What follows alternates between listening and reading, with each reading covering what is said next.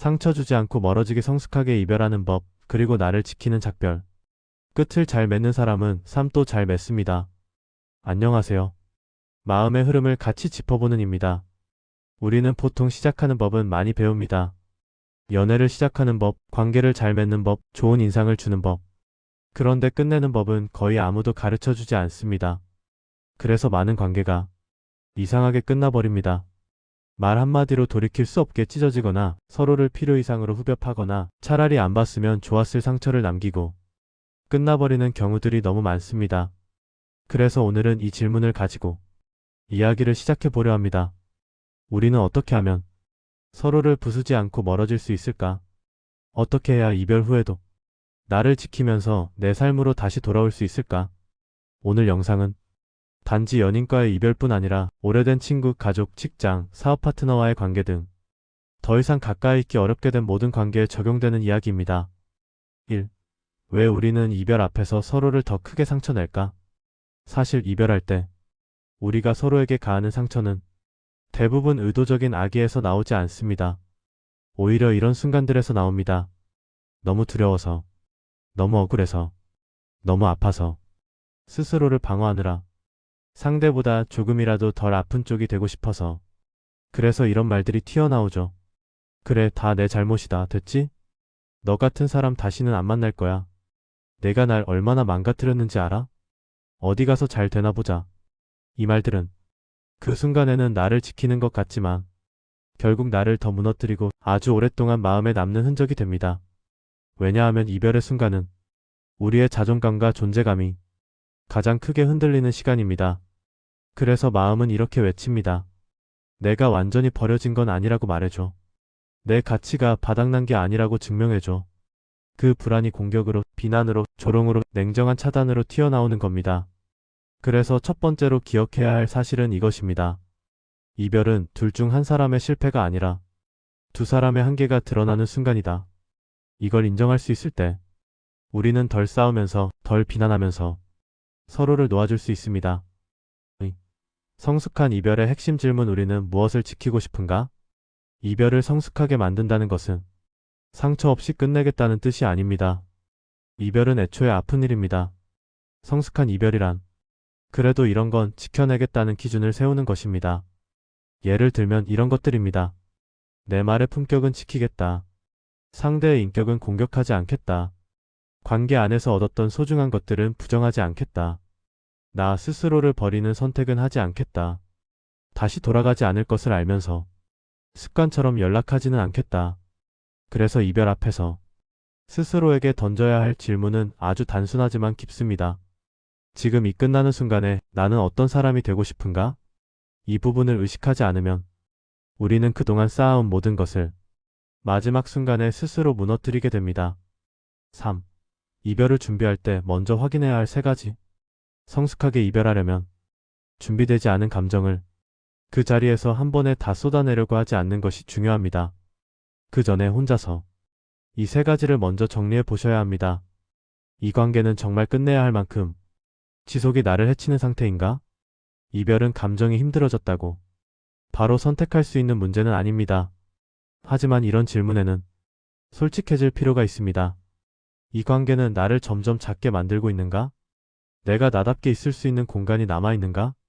서로가 서로를 성장시키는 방향으로 가고 있는가? 아니면 지치게만 만드는가? 이 질문에 대답하다 보면 감정의 기복인지 관계의 한계인지가 구분되기 시작합니다. 우리가 서로에게 무엇이었는지를 최소한 나 스스로는 인정할 것. 헤어지기로 마음먹으면 관계를 통째로 부정하고 싶어질 수 있습니다. 다 거짓말이었어. 그때도 진심 아니었어. 처음부터 잘못된 관계였어. 하지만 이렇게 관계 전체를 지워버리면 내 마음에 남는 것은 공허함과 자기혐오뿐입니다. 이별을 준비할 때 스스로에게 이렇게 말해줄 필요가 있습니다. 우리는 우리의 최선으로 이 관계를 한번 살아냈다. 그리고 이제는 그 방식으로 더는 갈 수 없게 되었을 뿐이다. 좋았던 날들은 분명히 존재했고 그 순간들의 진심도 실제였습니다. 성숙한 이별은 과거의 빛을 지우지 않고도 지금의 결정을 선택하는 용기입니다. 무엇을 말할 것인지, 무엇은 말하지 않을 것인지를 정하기. 이별 대화에서 모든 걸 다 털어놓으려고 하면 대부분 실패합니다. 이별의 자리는 상대의 모든 잘못을 심판하는 법 정도, 내가 그동안 억눌렀던 감정을 끝없이 쏟아내는 쓰레기통도 아닙니다. 그래서 미리 정해두셔야 합니다. 이별의 이유 중 꼭 전달해야 할 것. 상대를 공격하는 말과 관계를 설명하는 말의 차이. 내가 이 자리에서 얻고 싶은 건 사과인지 예인지 정리인지, 이걸 혼자라도 정리하고 들어가야 덜 흐트러지고 덜 후회하게 됩니다. 4. 이별을 말할 때 도움이 되는 문장들. 이제 실제로 말을 해야 하는 순간으로 가보겠습니다. 여기서 중요한 건 예쁘게 말하겠다가 아니라 최소한 파괴하지 않겠다는 기준입니다. 아래는 그런 기준을 지켜내는데 도움이 될 수 있는 문장들의 예시입니다. 숙이 톤 살짝 섞어서, 하지만 영상에서는 단정하고 차분하게 읽힐 수 있도록 정리해 볼게요. 일관계의 전부를 부정하지 않으면서 시작하기. 우리 관계에 진심이 아니었던 적은 없습니다. 좋았던 시간들도 분명히 있었고요.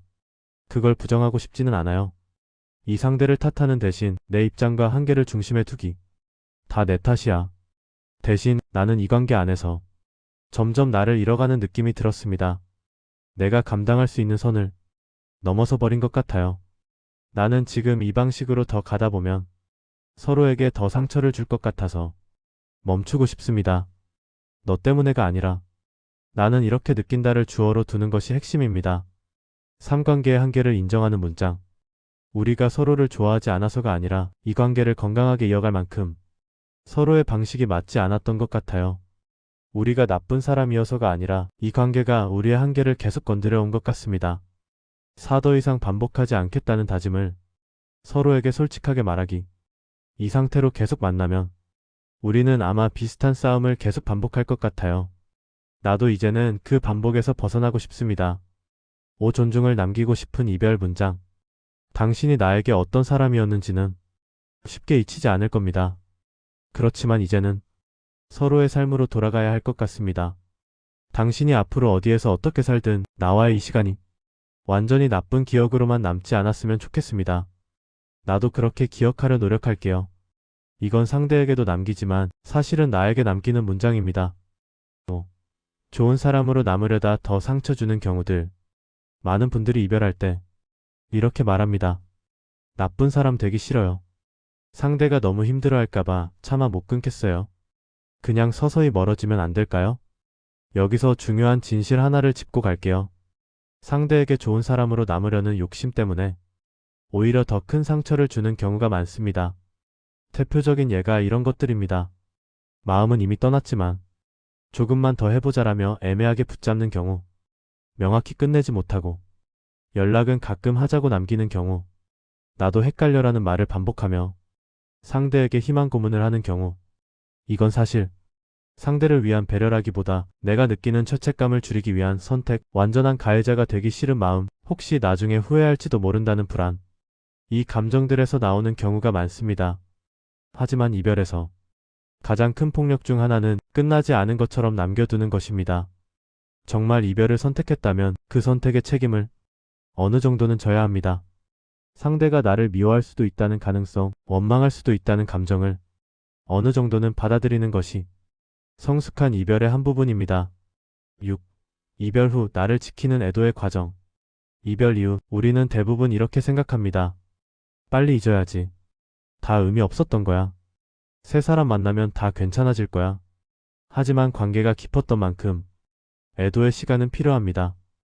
애도란 한때 내 삶의 일부였던 것을 이제는 내 기억 속의 한 장면으로 천천히 옮겨놓는 작업입니다. 여기서 중요한 몇 가지를 짚어볼게요. 감정을 없애려고 하지 말고 통과시키는 것에 집중하기. 이별 후에는 정말 다양한 감정이 올라옵니다. 슬픔, 분노, 그리움, 후회, 미련, 안도감. 이 감정들은 잘못된 것이 아니라 자연스러운 통과 의식입니다. 그래서 이렇게 말해주셔야 합니다. 아, 지금은 이런 감정이 올라오는 시간이구나. 이 감정이 나를 지배하도록 두지는 않겠지만 그렇다고 무시하지도 않겠다. 상대를 미워하거나 악마화하지 않기. 이별 후 우리의 마음은 극단으로 움직이기 쉽습니다. 사실 완전 최악의 인간이었어. 아니야, 그 사람만큼 나를 이해해준 사람은 없었어. 하지만 진실은 대개 이 사회 어딘가에 있습니다. 장점과 단점이 모두 있었던 사람. 어떤 부분은 나에게 꼭 필요했지만 어떤 부분은 결국 함께 가기 어려웠던 사람. 이 정도의 문장으로 상대를 마음속에 놓아줄 수 있을 때 나도 비로소 앞으로 걸어나갈 수 있습니다. 나의 몫과 상대의 몫을 구분하기. 이별이 지나고 나면 다음 두 가지를 둘 다 봐야 합니다. 상대의 패턴 한계 문제, 내 패턴 상처 한계. 성숙한 작별은 자기 비난도 일방적 비난도 아닙니다. 이 관계에서 나는 어떤 방식으로 사랑했는가? 나는 어떤 지점을 더 건강하게 바꾸고 싶은가? 이 질문이 있어야 다음 관계에서 조금 더 성숙한 나로 서게 됩니다. 7. 친구로 지낼까요? 에 대한 솔직한 이야기. 이별 후 가장 많이 나오는 문장 중 하나입니다. 그래도 우리 친구로는 지낼 수 있을까요? 여기에 대한 답은 심리학적으로도 실제 경험상으로도 이렇습니다. 언젠가 그럴 수 있는 날이 올 수도 있지만 처음부터 친구를 목표로 이별하지는 마라. 이별 직후에 친구를 제안하는 경우의 대부분은 완전히 놓지 못한 미련, 죄책감을 덜고 싶은 마음, 나의 공허함을 완전히 비우고 싶지 않은 마음에서 나옵니다. 하지만 이 시기에 애매한 관계가 유지되면 서로가 새로운 삶으로 나아갈 타이밍을 놓치고 감정이 반복해서 흔들리며 이별의 애도 과정이 끝나지 못하고 관계의 좀비 상태가 되기 쉽습니다. 정말 서로에게 소중했다면 완전히 떨어져 있는 시간을 한 번은 반드시 통과해야 합니다. 그 시간이 지나고 서로의 삶이 다시 자리 잡고 감정이 정리되고 정말 사람으로서의 안부가 궁금해지는 지점이 온다면 그때는 친구가 될 여지도 생길 수 있습니다. 하지만 이별 직후에 친구하자는 말은 대부분 감정의 도피처에 가깝다는 사실을 정직하게 인정할 필요가 있습니다. 8. 성숙한 작별을 선택한다는 것의 의미. 마지막으로 성숙한 이별을 선택한다는 건 이런 의미를 갖습니다. 나는 이 사람과의 관계가 어떻게 끝났는지를 나의 인생 서사 안에 부끄럽지 않게 넣고 싶다. 그리고 더 깊이 들어가면 이 문장에 닿습니다. 나는 누군가를 사랑했던 나 자신을 함부로 대하고 싶지 않다.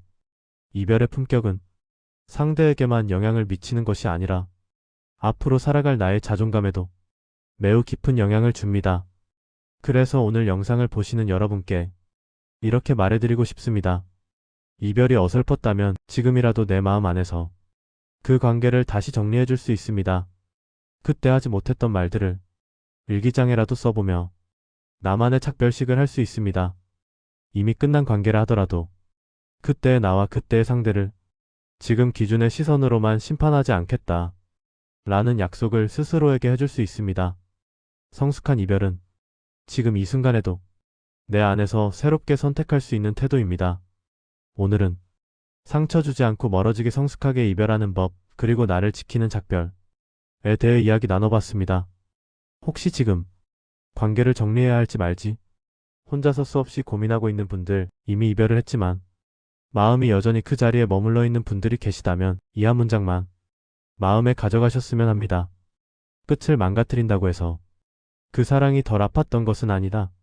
그러니 적어도 나는 나를 잃지 않는 끝을 선택하겠다. 다음 영상에서는 이 흐름을 이어서 이별 후 나를 회복시키는 법, 다시 나의 삶으로 돌아오는 7가지 단계 라는 주제로 이별 후 멘탈이 무너졌을 때, 일상이 붕 떠버렸을 때 다시 나를 회복시키기 위한 구체적인 심리생활 루틴들을 차근차근 풀어보겠습니다.